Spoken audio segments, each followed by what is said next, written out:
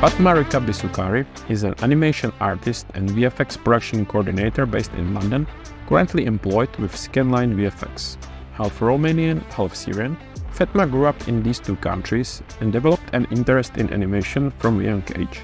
They learned animation in order to study it at university in London, which they successfully completed.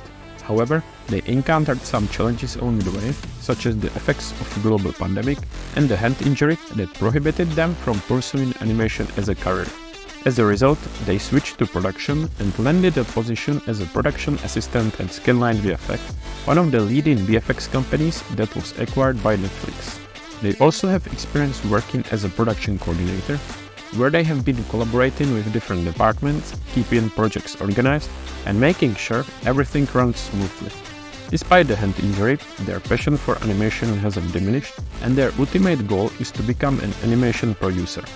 Last but not least, Fatma discusses their experience at Annecy Festival, the largest annual animation event in France. Listen to this episode to get a deep dive into animation, learn about the Hollywood productions Fatma worked on, and be motivated by their unwavering spirit in the face of adversity. Enjoy! Hello Fatma, thank you for joining us today and welcome to the show. Hi, thank you for inviting me. Can you please introduce yourself? So my name is Fatma Rikabi Sukari and I recently graduated like a year ago and I work as a PA at Scanline. Can you just say what is Scanline so that people have an idea? So Scanline is like a VFX production company that recently got empowered by Netflix and we do VFX. Oh nice. Where is it based? Is it London based? So it's based in London, in Munich, in Germany, and there's some in North America too. Okay, can we try with your background? Can you tell us where are you from? Yep. So I'm from Romania. I'm actually half Syrian, half Romanian. And I arrived like in Europe 2009, yeah. And I stayed there.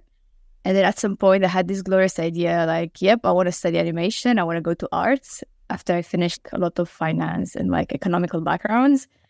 And I came to UK to study animation and do a hand injury. I was like, you know what? I can't really draw for long periods of time. So I may as well, my skills in finance, try production. And I applied to production. And it's something that I actually really like. So, are you planning to stay in a production or once your hand improves, do you want to come back to? My new goal is to be like an animation producer, to have like my own show. So I think I'll stay in production for a bit longer. Yeah, so does Scanline have like animation department or do you work for animation or it's not in animation?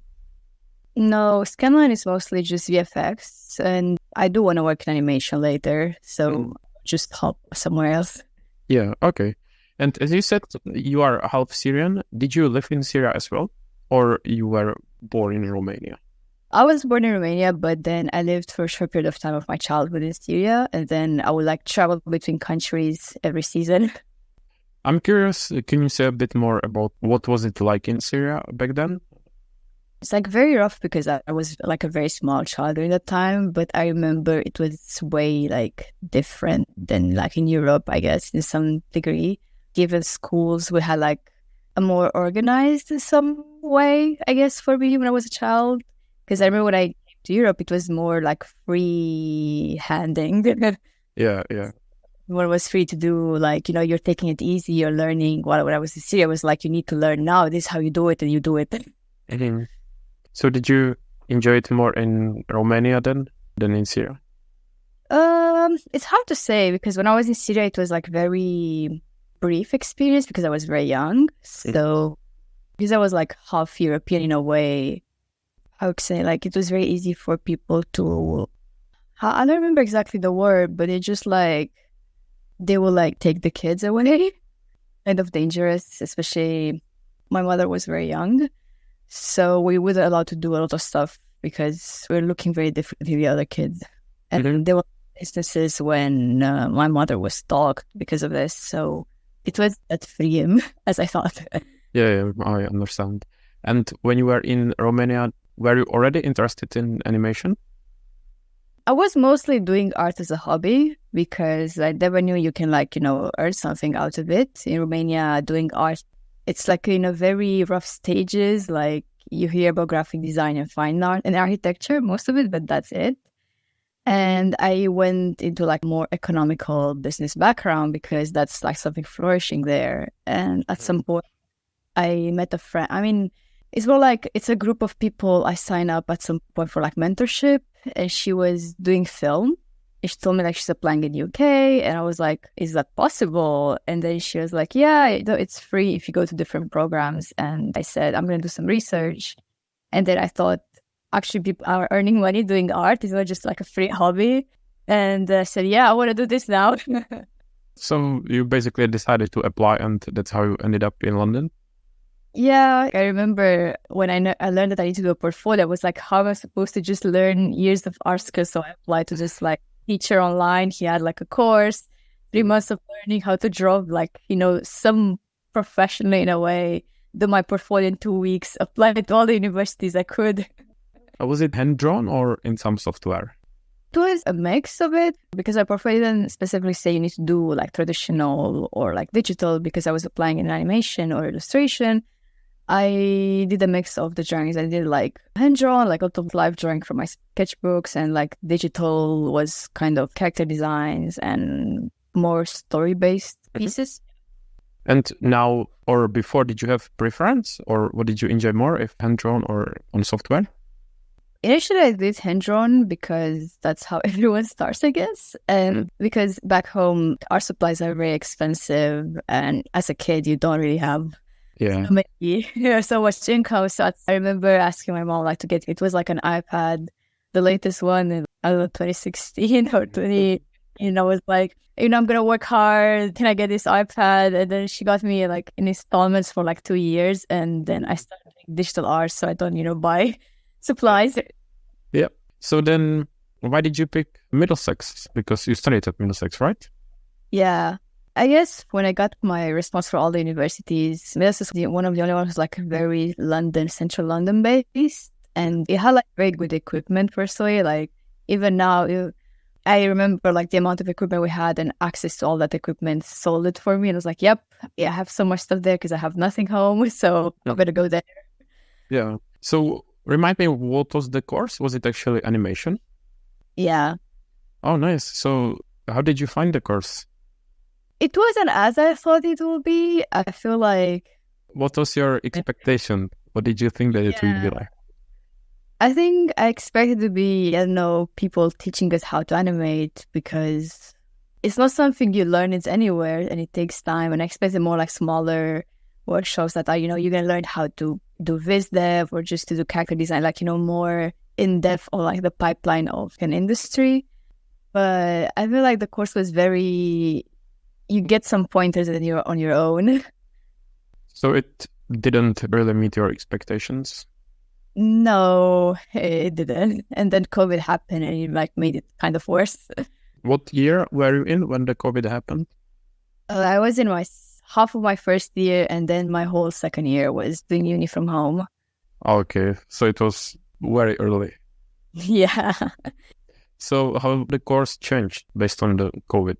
I guess it was studied primarily from home, but can you tell us more about what was it like?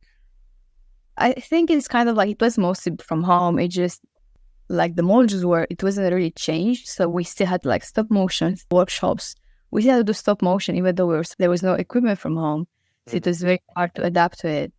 And I guess because no one had that kind of experience, it was very hard to be active in classes, like get up at 9 or 10, go to class for 3 hours. It just from every day was very tiresome. Like I remember sleeping through so many classes.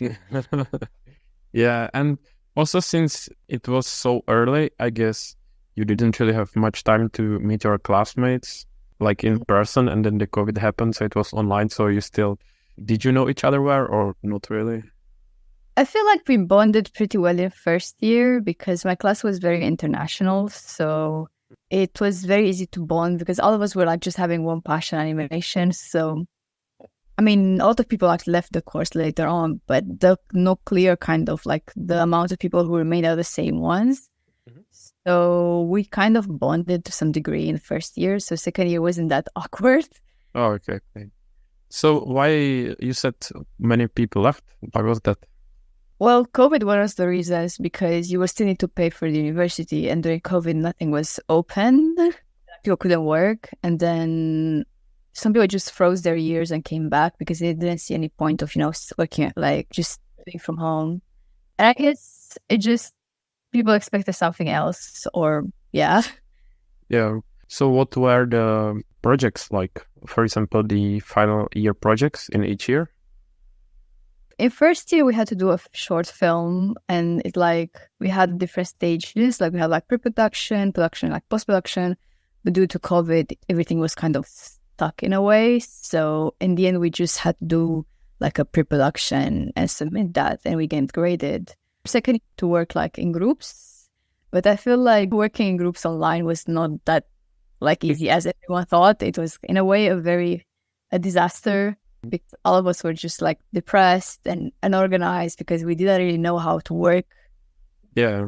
So when the COVID happened, what kind of student were you? I know you said you slept in a few classes, but were you actually trying to learn in your free time outside of uni, or because I know that it wasn't as good as if it was in person. So did you actually like try to do something extra to keep up, or how was it for you? I did actually started to learn like software-based, more softwares like After Effects and Premiere.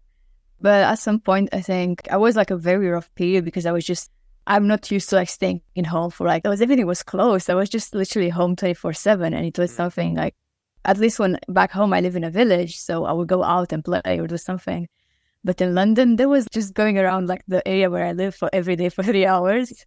So it was quite depressing. But at some point, I kind of woke up thinking, okay, third year is coming and I have no idea where I'm going, because if I'm going to be an artist, I was like researching a lot of like, what are the chances of me getting a job, especially with my hand injury. And, and then we had like some guest speakers, like guest lectures that were explaining us how the industry is working. And then I slowly kind of researched into idea of, okay, if I'm not staying in art that long, should I go back to business or management? So I was just like studying again that. And then by the end of like COVID, we had to come back for third year, basically, after all my research. I remember my teachers telling me, okay, but have you heard of production? Like, that's something you can do because you have the skills. And I was like, what's that? Yeah, but it's good that you stayed in the industry and you didn't leave, as you said, for something completely different. Because this way you can still, maybe not now, but in the future, come back to animation just from a different angle. Yeah. And when did your hand injury happen? It happened so it was during high school, I think, like late high school, because I had periods of time when I didn't draw for long periods of time. And then by end of high school, I was very set on like, I want to come to uni in the UK. I start fully draw continuously. And that was a very big mistake because it overloaded my wrists a lot. Mm. And I remember one of the mornings I just woke up and I just couldn't move it. It was like a pain. Like I had needles in my wrist and my hand. I went to like because I have a doctor because I have like scoliosis, so she usually checks all my bones basically. And she told me, well, you because like your nerves are pressed by the muscles and the bones, and you can do surgery, but it's not necessarily going to help you a lot because you still need to like chill down. And I was like, okay, that's not a good start. So it was like 3 weeks, 4 weeks of trying to think how I'm gonna. Okay, I was in like so much pain. I couldn't write. I was like writing with my left hand. It was like impossible. Yeah. Then is there like a rough time span when it might heal, if it might heal? Well, healing, it's kind of because if I continue doing physio and like small exercises to like the muscles slowly train, I can draw for like short periods of time. That's not like it's not stopping me like for 4 hours, 4 hours, it's okay. But the moment I draw for long periods of time, it's getting very painful. And I feel like in this industry, if you want to be an artist, you're going to draw like for 8 to 10 hours a day. Yeah. So that's like a no for me. And I guess you need to practice to keep up and basically improve. But is it better now than before? Is it improving? Yeah, it is. I can draw because during uni I was drawing a lot. I could draw like for 4 hours a day, and then I would just take breaks and I would like create a system. Like I would say, okay, I'm working like an hour and a half. I'm taking breaks for 40 minutes, doing something, moving around, and then coming back. And then do my schedule in a way so I don't load myself. And most of the projects that especially I did, because I did mostly portfolio, I had a whole year to work on it, so it was pretty okay. Other projects were like films, so because I wanted to be a producer, I was like, okay, I'm just gonna build as a team, and I'm gonna just do the scheduling, the preparation, the pre-production part, and then I will just give pointers to the people who are working with me, and they're gonna do the hard part, I guess. Just giving orders. And this might be a silly question, but wouldn't it be possible to draw on a computer with mouse or with like touchpad if you cannot draw with a pen, or it's still not possible? Well, I do draw digitally because way cheaper and easier personally. So I do draw, like I have an iPad and I just draw on the iPad with the pen, but it's still like, it's kind of the same because I'm still using hand. Even now when I'm working in production, I'm using the mouse. Sometimes I have moments when it just kind of like, it gets numb, but I'm like, okay, this is not okay. Yeah, I guess you tried, but what was it like trying to switch to the left hand?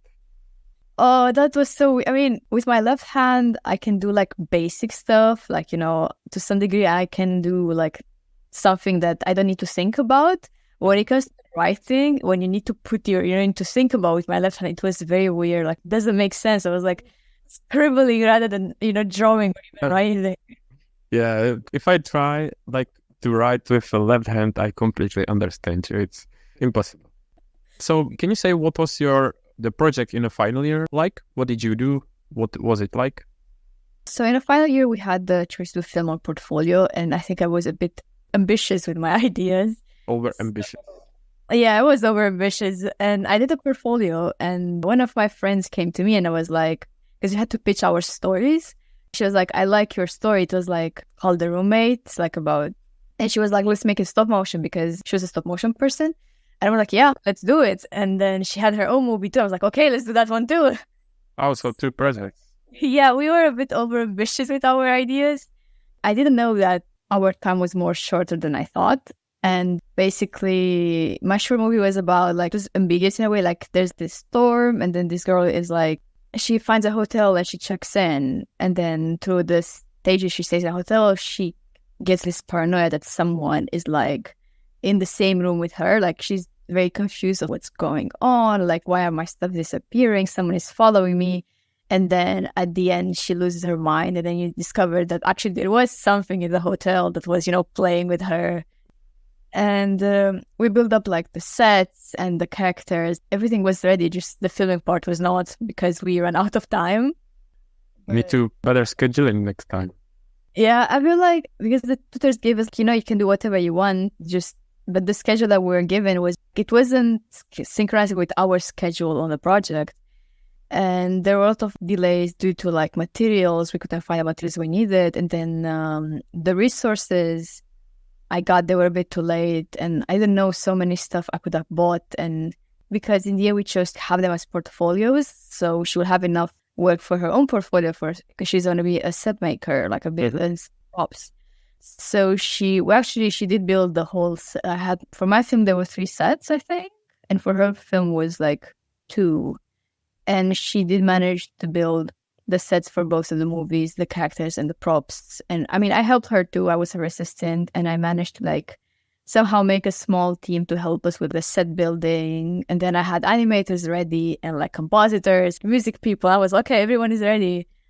But I remember, was it in April when I learned, the tutors want us to submit stuff earlier, like in May. And I was like, I am not ready for May. So in the end, did you submit unfinished project, or did you do just the part, or how was it then in the end? In the end, we chose, because you can choose at the end, you submit a film or portfolio. We just kind of submitted it as a portfolio. So I just told my friend, you have enough work right now to call it a portfolio. So I just, in our university, we have like that professional photography studio. And I was like, I'm going to just book that one like last minute because I knew someone there. We're going to just take like fancy professional pictures. And then you have a portfolio. And for me, I already finished my portfolio like, I think in March, my portfolio was done. I didn't have to worry about that. I just had to put the professional pictures basically for my pitch. When we submitted it, when uni, we just said we are submitting a portfolio, not a film. We just like a preview, had like a small trailer, but that's it. So we kind of just went a bit around the rules because the rules said you can do this one or this one. You can, so we win in a way. And after submission, did you still continue to finish the project? It wasn't planned to finish the project, but because basically I chose to stay in UK, but I really needed an income. So I was working like different jobs around London, and she had to go back to home in Kent. So she was very far away from London. So it was very hard to keep track of all this. And it was hard to find the space where to do it because until then we were using like the university spaces, like stop motion rooms and all the equipment from uni. But after we finished uni, it was like, okay, let's take a break. But then where are we going to film all this? And, we had to, because when we built the set, it was very, especially the characters, it was very fast. We didn't really have time to think about armatures and puppets. So they were very basic. So initially we were thinking if we want to continue filming these 2 shorts, we need to rebuild the characters with like proper armatures, and those cost money. And we were thinking, okay, we're going to save up money and we're going to do it. But then slowly the cost of everything will increase and none of us had enough money to worry about this. So yeah, that is understandable. And how long was the planned length of the film? Mine, I think it was maybe 5 minutes, and her was way longer. I think her was 12, and then we were trying to find ways how to cut it shorter, because I think that's the thing with these short movies, we learned so many like techniques. You can like cheat your way. Both of the movies are in a way R-rated because her movie deals with like domestic violence based like on a Turkish song, and mine deals with like horror or like paranoia, a very high mental state. So we were thinking, how can you play with it so you can still showcase to festivals without, getting censored? And then we discovered later, like I was researching movies and like techniques. And then for her movie, we're thinking, okay, we cannot show the violence because we won't be allowed to show the violence. And it's very hard to animate this stop motion. So I think let's make it very sound based. So in the movie, most important part was the sound design for her movie. So we had storyboards, and I was like, okay, if we follow the storyboards, we put this sound, like would be this beat of silence, would be here slower, we put like this kind of like music in the background. And with mine, it was a lot of fancy camera pans to like showcase big and small spaces. By using different techniques, we were like trying to shorten it down more and more to have maybe under 5. It was kind of the length we wanted to go with. And as we discussed stop motion, can you try to introduce what is stop motion to someone who doesn't know anything about it? So stop motion is like an animation technique where you use, in a more simplest way, real puppets. The best example is Nightmare Before Christmas, who I think everyone saw it. I remember I showed it to one of my friends and he thought it's CG, and I was like, it's not, it's just puppets. And it's impressive if you consider when it was made. I think it's quite old film, but still so beautiful and really well done. I think stop motion as an animation technique, it's one of the hardest because when you do 2D animation or 3D, you can do back and forth and check your like in-betweenings. But with stop motion, it's way harder to do that. It's use Dragon Frame, which is one of the programs we use. It just captures the pictures. But you can use the onion skin to see what was before, but you need to plan your moves in advance because you can't really go back and add something. You can't just delete. You need to be very patient, right? Yeah, that's the second part. Is you need to be very patient about it too. And with just 2 people doing all the like sets, animation, everything, there was a enough time to think all this. Yeah, and why did you actually decide for stop motion? Are you a fan of this type of animation? I think initially I wanted to go 2D because my designs are very 2D-ish looking. But then my friend who came to me was like, okay, your idea sounds, it can go in stop motion. I was like, okay, let's talk about it. And then it makes sense because if you look at all of the stop motions in general, you have this very uncanny, feeling like it's in real life. And you feel like, because in stop motion, all the objects in our life, to some degree, you can see the horror of it. You can feel it. It's like live action to some degree. Yeah. So you connect with the characters. And I was like, okay, it makes sense why we can do stop motion, because you will feel the same anxiety as the girl, because she's an object in our life. She's the real puppet. So you will feel the same feeling to some degree. And what kind of material were you using? I know that quite often clay is used, or like puppets. for our puppets, because it was very short time, so we had like our small armatures, but my friend built them. She built it with metal wires, wood, and there was another material, I don't remember, that she did like the legs and the hands. But the heads were made of wood. She carved it. She carved all of the heads. And then she did a lot of material around them. Like it was kind of everything homemade in a way. Like, yeah, it was her plan. With available resources, with the budget. Yeah, using kebab skewers to build stuff. Yeah. And to get an idea, what was the scale when it comes to, can you say roughly what was like the height of the puppet? What was the size of the set? The puppets were pretty small. I think it's like maybe this big, I guess, like my hand, kind of like maybe a smaller. Yep. But the sets were pretty big. I don't know. I'm not very good with. Would it be maybe like a half meter high or even meter or less? One of the sets was like a staircase going in spiral. And that was, I think, maybe a meter high, maybe shorter. I don't remember exactly. But we had, for my film, there were like the stairs, which were like very high in. And then we had two sets, like a hotel reception and bedroom. And both of them were pretty big because we had to had someone helping us, carry them around. And how long does it roughly take to build such a set? I think we worked on the sets maybe 4 or 5 months, but it was kind of every day for like 10, 12 hours. Because I know I didn't have the skills to like build this, so I was helping as an assistant. And then we got different like assistants to help us, so it wasn't just us. So while my friends was doing that, I was helping her with her portfolio, so like kind of giving tasks to each other to like earn more time. Just came to my mind that I know there is a studio called Leica. Do you know it? Yeah. Yeah, and they're well known for stop motion features. And I've seen a few videos how they build sets for their films. And if you see it like as a time lapse, it's really beautiful, like the whole process. But if you consider how much time, effort, and patience and everything they put into it, it's unbelievable. Yeah, it's just like with stop motion, the process is very painful, but the end result, it gives you this feeling of accomplishment. Yeah, it's just beautiful because these days, most of the animation is 3D, or like these days, it's even 2D when it comes, for example, to new Spider-Man and films like that. And stop motion is not that usual. No, it's very like expensive. Like it takes maybe 2 to 5 years to do something, and it's very expensive. It's like an investment, and then you don't know if the movie will like earn enough money to cover all the expenses. But I believe with the like just Leica and Aardman, there's like the biggest studios, and there's another one in UK, Annecy, I think. And it's like, these studios will, after 5 years, they will make something very good. It's like, there'll be no mess with that. So it's like everyone is waiting to see what are they gonna come. Yeah. So have you got favorite stop motion animation film? I think I literally loved Kubo and the Two Strings, I think it was. Yes, from Leica, right? Yeah, that one, I think it was one of my favorites one to this day. I think I really liked it, and then I saw the process of how they did everything and I was like impressed. And why did you like particularly this one? I mean, the soundtrack was very good, and I think the story it worked for me. I mean, it's children's story because at the end, if you like watching the video, you think, okay, this didn't really end realistically correct.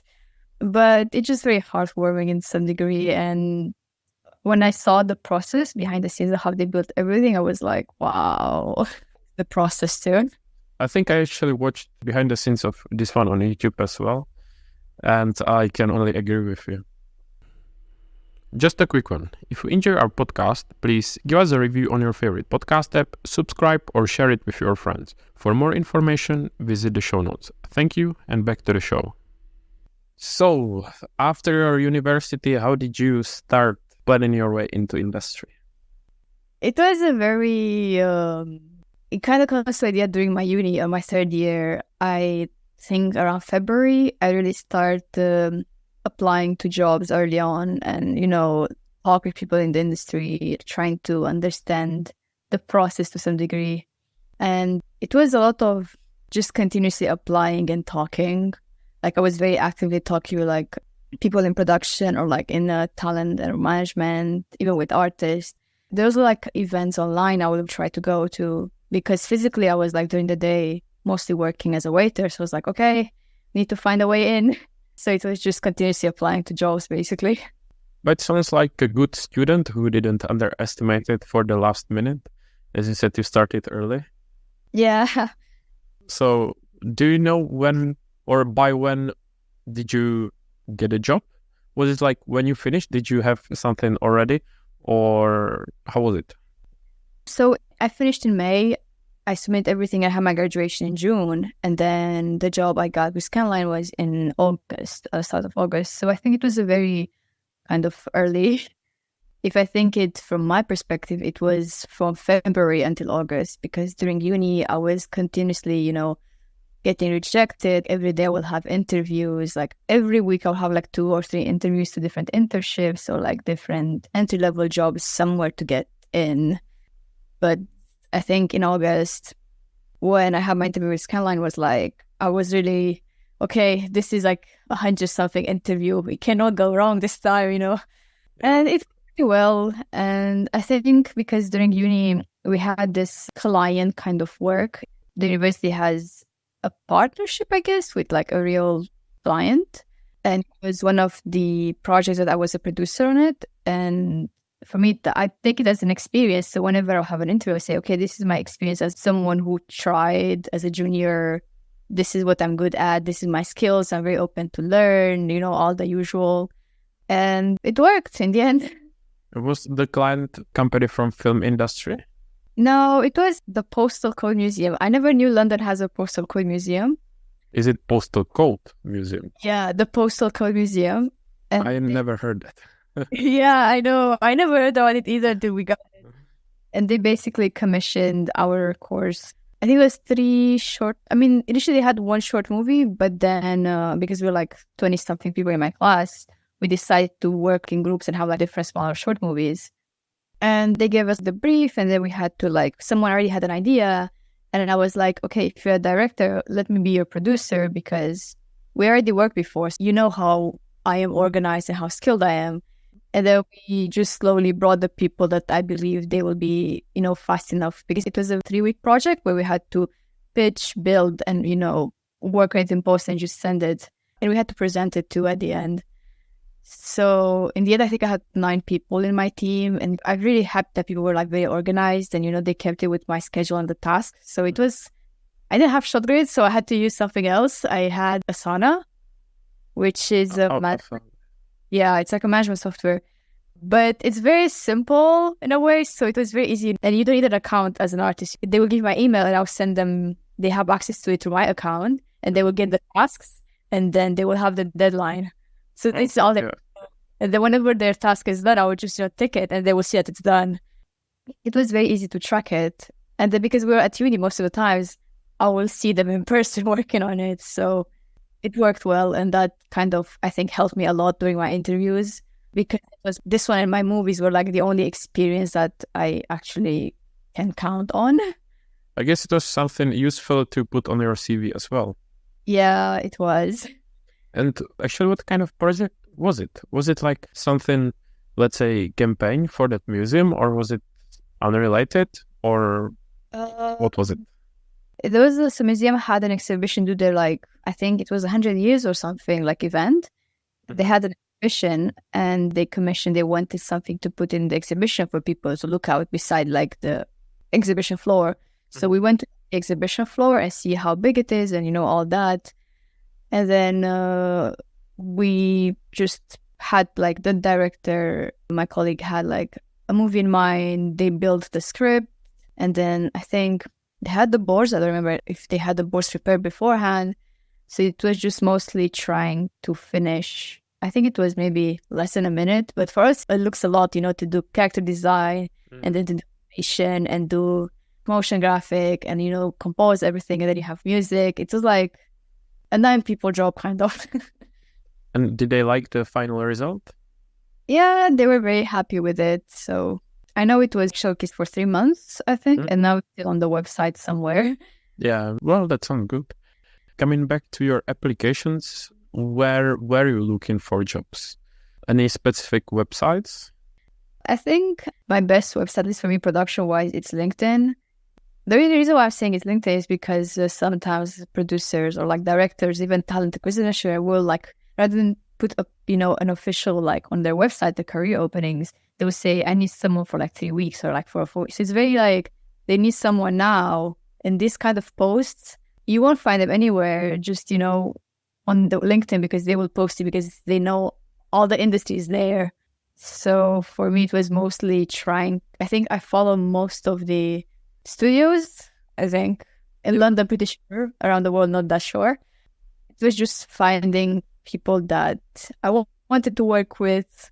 And I saw the project they worked on. I'm like, okay, this person has a cool project they worked on. Maybe, I want to work with them in the future. I'm going to, just connect with them, try to follow them, see what they plan to do. And then I will talk with like talent people, or recruiters to see, okay, do you have usually openings, or if you have any opportunities for me in the future? Just kind of trying to keep like some kind of print of my existence somewhere.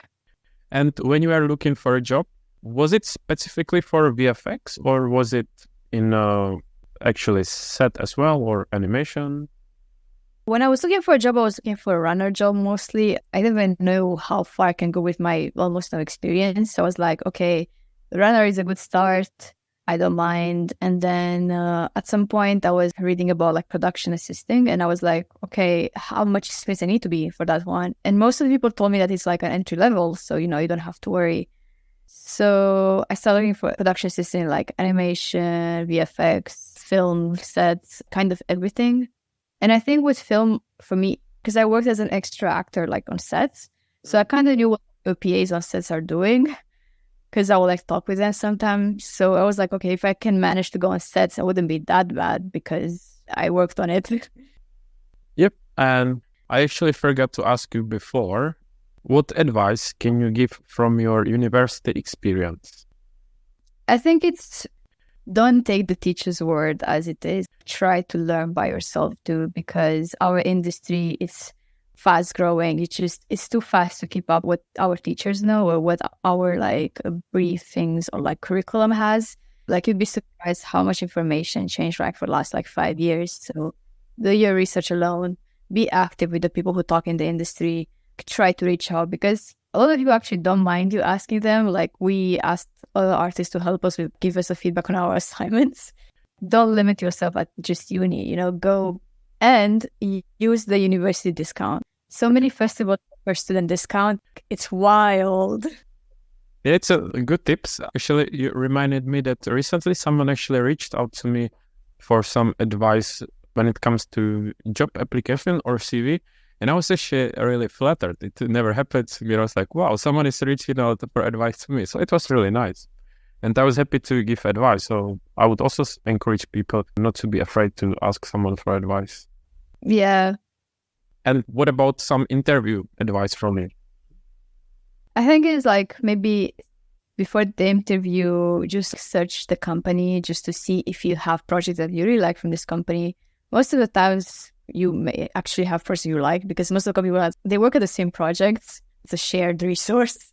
And be very open, charismatic in your interviews. Like try to, showcase that you really want to work with them, because imagine like your interview is one way, like it's your key basically is besides your CV, the interview is going to show how you're going to be working with them in the future, the environment you're going to create.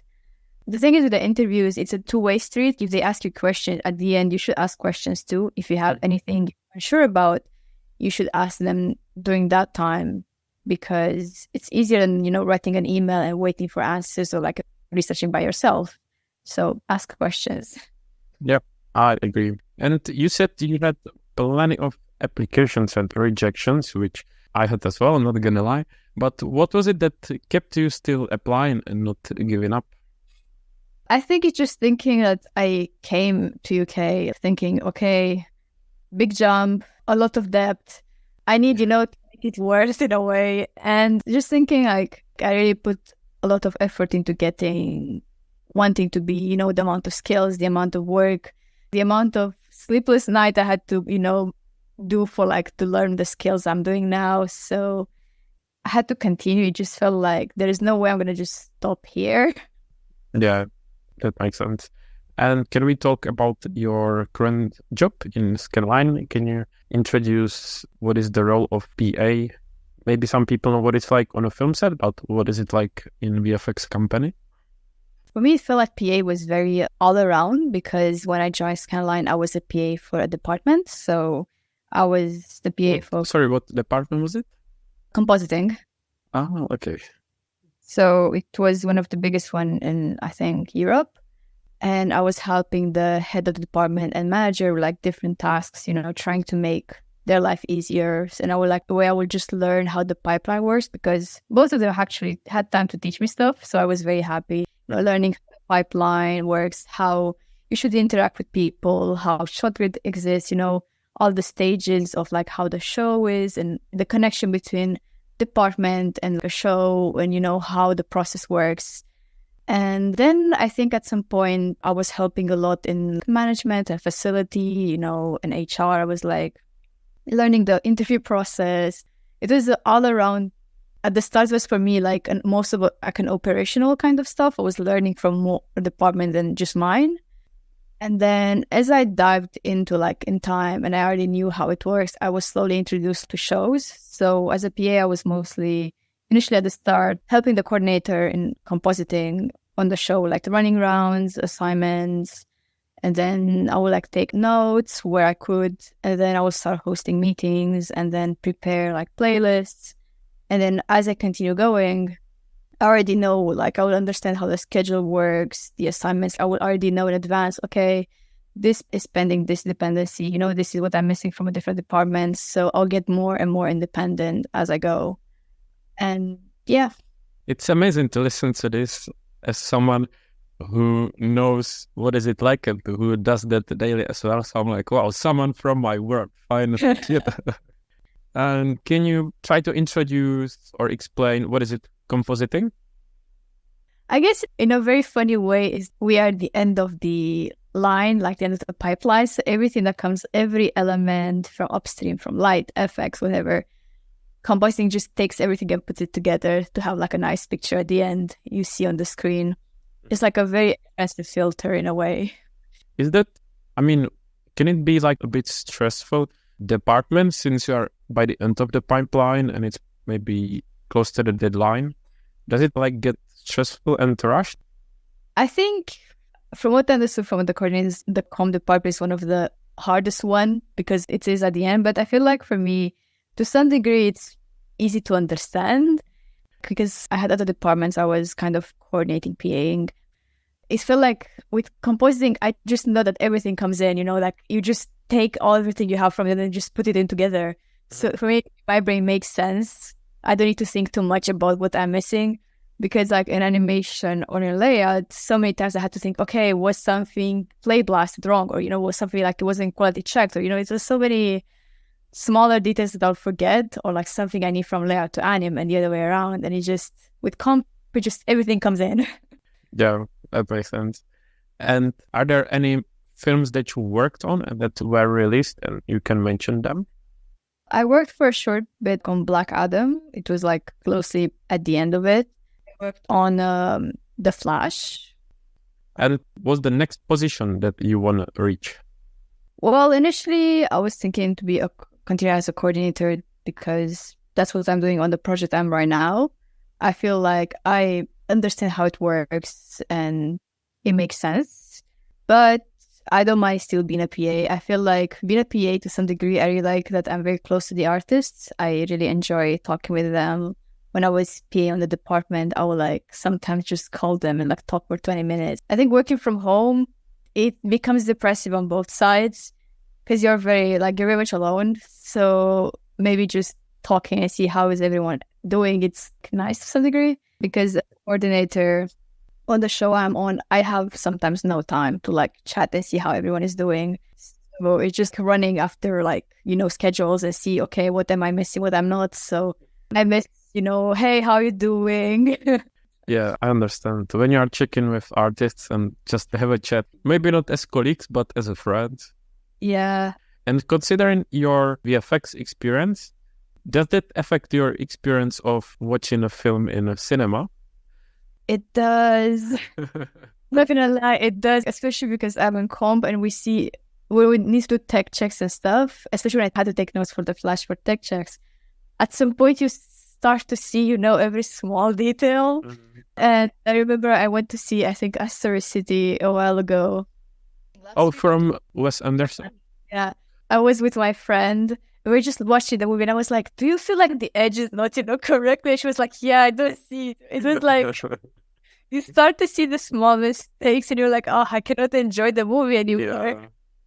Yeah, I haven't seen the film, but knowing Wes Anderson's style, I would expect that it will be perfect, with all the colors, angles, and composition and everything. I think he's one of my favorite filmmakers in general. Yeah. I was going to ask you, do you have like a favorite film? You can say both favorite film in general and favorite film when it comes to VFX. That's very hard. Or just pick a good one or something you saw recently. I think my favorite one that I would go back and watch is like the Grand Budapest Hotel. Besides the cinematography, there's a lot of small, like social, like a lot of information about the war, the movement. It has a lot of, if you learn about how Wes Anderson wanted to make this movie, how he got the inspiration, there's actually a deeper story behind it. I'm a big fan of cinematography in general. I really wish to get to the same level, That's kind of me right there.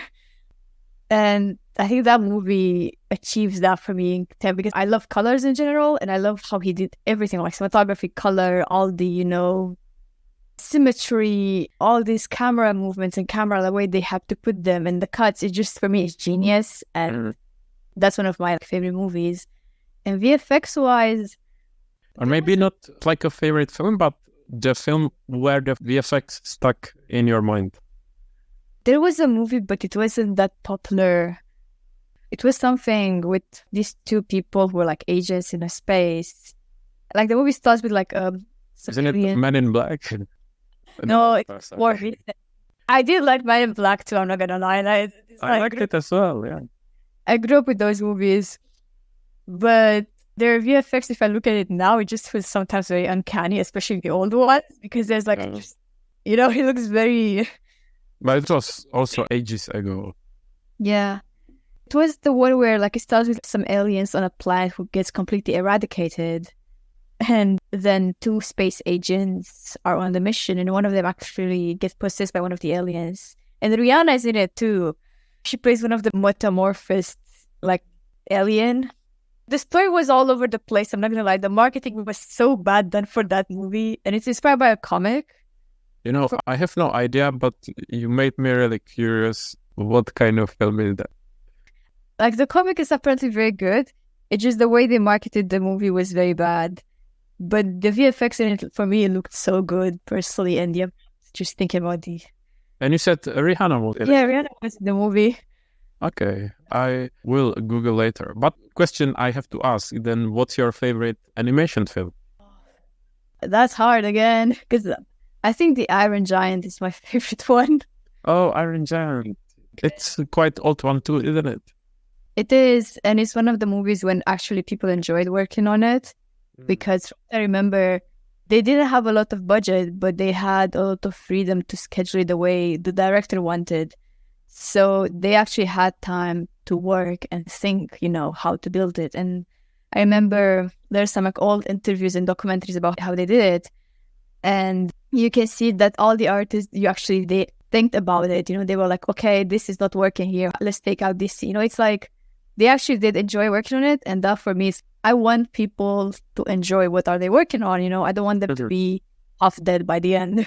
Yeah, to have a great experience from it. Yeah. But I think that's one is my favorite, but to animation. But there's another one that I actually really like, even though it's very dumb. It's like Shrek, like the first one. No, I agree. I also grew up with this film and I loved it when I was a kid. I still like it. It's just the reason why it was made. It's funny in general. Because I don't know if you know, but basically they made it to destroy Disney's this fantastical image. Because Disney was selling the idea of fantasy, right? And DreamWorks, the guy who created DreamWorks was an ex-employee by Disney who didn't get a promotion from what I remember. So he was very... Was his name Katzenberg, maybe? But I just remember he was really hating on Disney very hard. Really? They made Shrek with the idea to destroy this like fantastical thing, but then Shrek became a very big movement. So I also read that there was competition between these two studios, and I agree with you that I loved Shrek too, because it was funny, it was something unique, and like the characters, Donkey or even Shrek, were just amazing. yeah, it was like very... It's very random too, because if you watch, you're like, what's going on here? What is this? But it's just like, at the end of the day, it's very funny. And I feel like they achieved what they wanted by destroying that fantastical image, because now when you think about fantasy, you think about Shrek. And I even enjoyed sequels, like the second Shrek. I think it was great as well. And then I like, especially the new Spider-Verse, the Sony made first. And the second one is, wow, I watched it like 3 weeks ago and I am still impressed. I'm waiting for my art book. I just pre-ordered. I'm just waiting for it to come. I'm not gonna lie, I haven't seen it yet. Oh, you need to see it. But I'm excited, very excited. But the first one was so beautiful. I know. I think the first one created a big movement in general, like a shift in animation industry, because right now, after the first one came, they are slowly integrating more. I know Intergalactic, the marketing for that album, and somehow it has the same, not aesthetic, but that kind of textury, patchy style. And Yes. and then I think Nimona is out, which is in the same way. If I may do a little promotion, it's actually because Dinek worked on it, and I went to watch Intergalactic to cinema. They had like a private screening, and such a beautiful film, and the animation was just amazing. And then when Nimona came out on Netflix, another very impressive film, beautiful animation. So again, I agree with you. Yeah. I went to Annecy in France. I wanted to see it, but everything was booked. I was like, How was it in Annecy? I've seen some people sharing that they were there, or even the companies. How was it? It was my first time going, and it was one of the year when it was the highest number of participants. So it was very hard to manage to get to events, because basically you get a ticket, but then you need to book the events you want to see, and then you have a limit. Like, depends on your ticket, you get 2 to 3 events per day. So it's very hard to choose what do you want to watch, because they're happening in multiple locations at the same time. And then the amount of people, so at some point just book randomly and hope for the best, basically. But it was amazing. I saw people from all around the world, and there were so many communities. I know there was Art Warrior, that is I think it's community online for artists. And then one of the London moderator came to Annecy, and we had this painting session in near the lake. Then I met many directors and producers. I met so many studios and artists that I just spoke with them online, and I was like, wow, I see you in real life. Yeah, it sounds amazing. I mean, just to introduce it, it's animation festival, right? Yeah. And does it happen every year in France, in Annecy? Yep. So it's one of the biggest animation festivals around the world, and it happens every year in France. And every year there's a different country as a theme. So I think last year it was Switzerland, this year was Mexico, and then next year is Portugal, if I'm not wrong. And then for a whole week, it's just short movies, indie movies. You're going to have because there's competitions. You're going to see episodes from TV shows. You're going to see feature movies that are not online yet. And there's talks, workshops, master classes. You can meet. I think this year Guillermo del Toro was there. I mean, he's there most of the time, but it just is very hard to get his talks, because it's just, I remember the queue was so long. It was even if you wait in line, there was no way you're going to get in. There is no surprise. Yeah. Even thinking about the Pinocchio, the stop motion one he did, another beautiful film worth watching. And do you know why is it actually happening in Annecy, just out of interest? Actually, I had this question in my mind and I forgot to search it up. But I'm just thinking generally France, because France is the heart of animation in a way. French has one of the oldest animation schools, and then most of the animation, it's French. If you look at the animation, shorts or indies, If you see like history-wise are done in France, it started from there and then it evolved in the whole Europe later on. Yeah. That's a really research why in Annecy. Yeah, we'll need to do the homework and have a look. Cool. As we are approaching the end of podcast, is there some question I forgot to ask you or something you would like to share? If students are watching us the podcast, go to Annecy. It's like 80% cheaper. Like you have access to almost everything as a student. I was like, why never knew about this 3 years ago? I guess just people going to festivals or like industry events is very important. If you start as soon as possible, because you won't be anxious later when you finish uni, you don't know how to start. Yeah, and probably good for networking, right? Yeah, I think there is coming 8th, 9th September, there is like playgrounds that they have an event in London called In Motion. And the Line Studio, Alchemist Studio is coming. I know James Baxter was like an animation legend is coming. There are so many, people who are coming to it. And I feel like if you're not a student, it costs more money. But if you're a student, you get it cheaper. So if you can, 2 days, go enjoy, because it's actually very fun. I personally like these events. And there are so many free online too. So it's important to go. Yeah, that sounds like a good recommendation. And do you want to promote yourself or can people follow you somewhere? I feel like I don't have any. I mean, you can follow me on Instagram or mostly on Instagram actually, because I have my portfolio there, which is The Art of Cynics. It's like a very complicated name. And follow me on LinkedIn too, or connect, because I'm very open to help you if there's anything you're not sure about. I have many people who I help. I don't mind doing it for free. It's like we're in together basically. Just in the background, I quickly searched what was that film with Rihanna, and wasn't it Valerian? Yeah, it's that one. Oh, wow. I actually really enjoyed that film. It's from the French director Luc Besson, isn't it? Oh my God, that was so cool. Really beautiful creatures. And I think so. That was a great recommendation. It's like the effects is glorious on it. I loved it so much. Yeah, because I remember when it came out, I was excited from the trailer because I like this type of sci-fi fantasy films from space, such as Guardians of the Galaxy, and this was kind of similar. So I really enjoyed it. That was a good tip. And just when it comes to the links or followings, I will add it to the show notes. So if someone wanted to follow you, they can find it in the show notes. Cool. I will just thank you very much for your time. It was a pleasure to meet you. I was really happy to speak with someone from the same kind of background, from the same industry. And I will wish you good luck in your career. You. So thank you and see you soon. Bye-bye. Thank you for listening to Produced By. Subscribe to our podcast on your favorite podcast app, leave a review, or send us your feedback. For more information about the host, links from the episode, and ways to connect with us, visit the show notes. If you know someone who would be an ideal guest for our podcast, please get in touch. Thank you and see you soon.